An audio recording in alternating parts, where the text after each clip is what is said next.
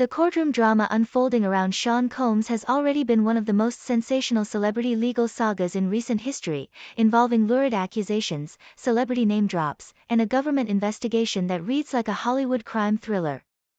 The trial is being closely watched not only for its implications on Diddy's legacy but also for the insight it offers into the alleged dark underbelly of the entertainment industry. Sean "Diddy" Combs, a music mogul whose influence helped shape hip-hop and R&B over the past 3 decades, is facing federal charges of sex trafficking, racketeering, money laundering, and drug distribution. The charges stem from a years-long investigation by federal authorities, including the Department of Homeland Security and the FBI, into what prosecutors describe as a criminal enterprise operating under the guise of a music empire. Prosecutors allege that Combs used his vast wealth and influence to operate a network that exploited women, involved them in non-consensual sexual acts, and used intimidation tactics to silence victims and witnesses. The trial has included testimony from former employees, alleged victims, and insiders who paint a damning portrait of excess, abuse, and manipulation. On May 20, 2025, a particularly shocking moment in the trial came when Combs' former assistant, David James, took the witness stand. James testified under oath that Diddy maintained a regular supply of drugs in his travel bags, particularly when staying in hotels during tours or music video shoots. Among the various pills James described, ranging from Viagra to Percocet, was a peculiar detail. He claimed Diddy once took an ecstasy pill shaped like the face of Barack Obama. Yes, James told the courtroom, it was shaped like Obama's face, like a cartoonish version. I remember thinking it was kind of surreal, almost disrespectful, but Diddy laughed and popped it like it was candy. James continued, describing how these pills weren't an unusual occurrence. He had all types of pills. Sometimes he wouldn't even know what they all were, he'd just take them to keep the high going. The bizarre anecdote about the Obama-shaped ecstasy pill immediately made headlines, sparking a frenzy on social media and speculation that Obama might be somehow connected to the case. However, court documents and clarifying statements quickly dispelled the rumors. Barack Obama is not a witness, nor is he implicated in any way. His image was only mentioned as part of a novelty design on a recreational drug, a strange but ultimately irrelevant detail to the central charges in the trial.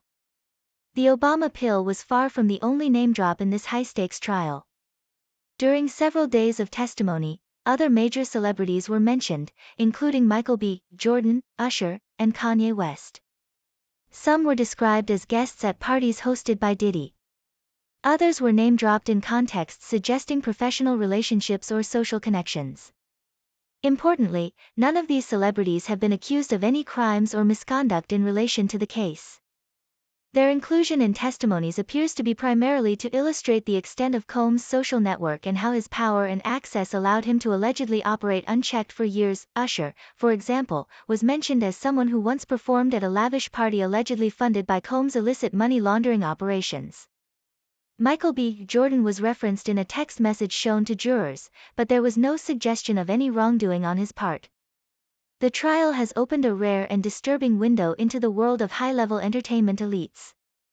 Witnesses describe a lifestyle that was fast, dangerous, and allegedly fueled by drugs, manipulation, and coercion.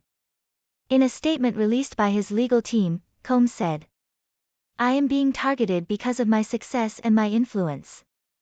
I have always conducted myself with respect for others, and I will fight these false accusations with everything I have." Public reaction has been mixed. While some fans continue to support Combs, citing a lack of concrete evidence, others have distanced themselves. Industry peers have remained largely silent, with only a few issuing carefully worded statements about allowing the legal process to unfold. James testified that hotel rooms were often transformed into drug dens, where Combs would entertain guests late into the night. He described seeing women brought into rooms, sometimes visibly intoxicated or disoriented. According to James, Diddy would sometimes offer them drugs or alcohol while allegedly coercing them into situations they didn't fully understand. He had this way of making people feel like they owed him something, James said. He'd say, "I made your career, you better do what I ask." And a lot of people just obeyed, out of fear, out of loyalty, or because they were high. Prosecutors claim Combs used surveillance footage, private investigators, and even bribery to silence accusers and former employees. Multiple non-disclosure agreements were signed under duress, and some victims say they were threatened with career ruin if they spoke out. Combs has pleaded not guilty to all charges and has denied any wrongdoing. His defense team argues that the prosecution is relying heavily on disgruntled former employees and opportunists. They claim the government is overreaching and that there is little direct evidence linking Combs to many of the crimes alleged. While the Obama pill anecdote may be the most headline-grabbing detail, the broader implications of this trial are far more serious. More importantly, the trial has reinvigorated conversations around power dynamics in the entertainment industry, the vulnerability of young artists and models, and the ongoing need for accountability, even among the elite. In the end, the pill shaped like Barack Obama is just one surreal detail in a case full of jaw-dropping allegations. It speaks to the strange intersection of fame, politics, and celebrity culture, but it is also a distraction from the much darker accusations at the heart of this case. As the trial continues, all eyes remain on the courtroom, not for the pills or the name drops, but for justice, truth, and the reckoning that may finally be at hand for one of hip-hop's most powerful figures. Hollywood hype.